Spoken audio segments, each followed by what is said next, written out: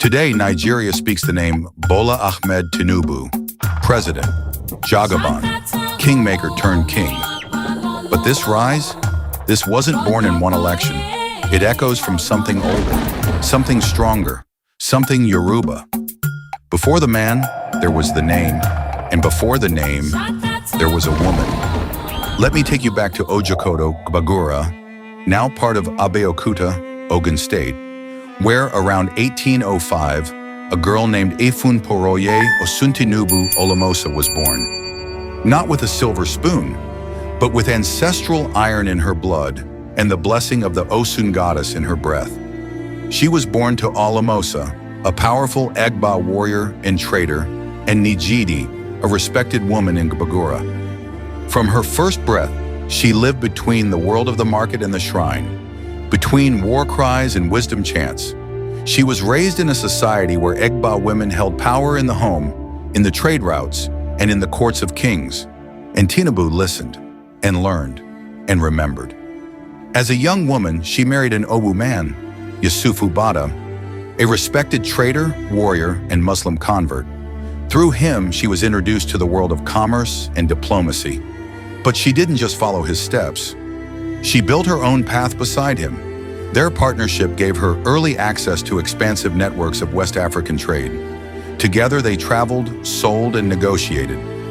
But it was Ẹfúnporóyè's brilliance that began to shine through. Even after Bada's death, Tinubu did not retreat into widowhood. She expanded. By the time she entered her second marriage to Oba Adel Ajosun of Lagos, Tinubu was already a force. While exiled with Oba Adel in Badagry in the early 1830s, she turned trade routes into power highways. She didn't just sell tobacco, salt, and palm oil. She controlled their movement across West Africa. She acquired land in Lagos, including what we now call Tinubu Square. She funded Adel's return to the Lagos throne and later supported Oluwole, Akitoye, and Dosunmu. Yes, she also traded slaves, a harsh reality of her era and a choice born of strategy, not sentiment. Because in that time, to survive meant to out-strategize kings and colonizers alike. She wasn't just a merchant queen, she was the bank behind the Obas. When the British saw her rise, they trembled. She had more wealth, land, and influence than most kings, and worse for them, she had vision. In 1855, she resisted returnee Brazilians and Sierra Leoneans who sought to erase Yoruba identity in Lagos. Her loyalty was to her people, her culture, her gods.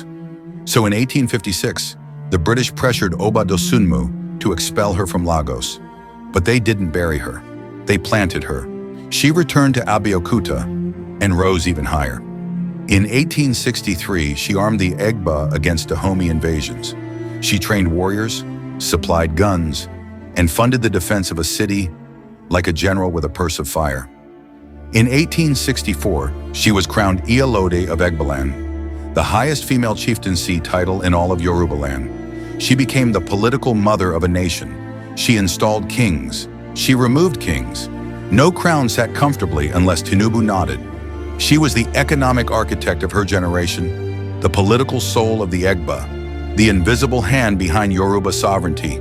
And her legacy? It became the soil from which the next Yoruba titan grew.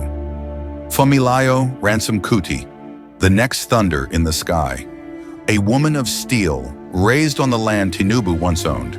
The land that remembers power spoken in a woman's voice. Her end wasn't an end.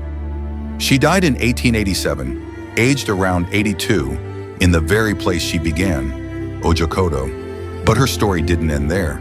Her statues still rise at Tinubu Square in Lagos and Ita Iyalode in Abeokuta. So today, when you say Tinubu, know this, it's not just a man, it's a memory, a power line stretching back 2 centuries, from thrones to markets to war councils. Ẹfúnporóyè Osuntinúbú, the woman who carried Lagos, Abeokuta, and Yoruba pride in her hands. She didn't need a ballot. She didn't need permission. She was Yoruba thunder, and thunder echoes.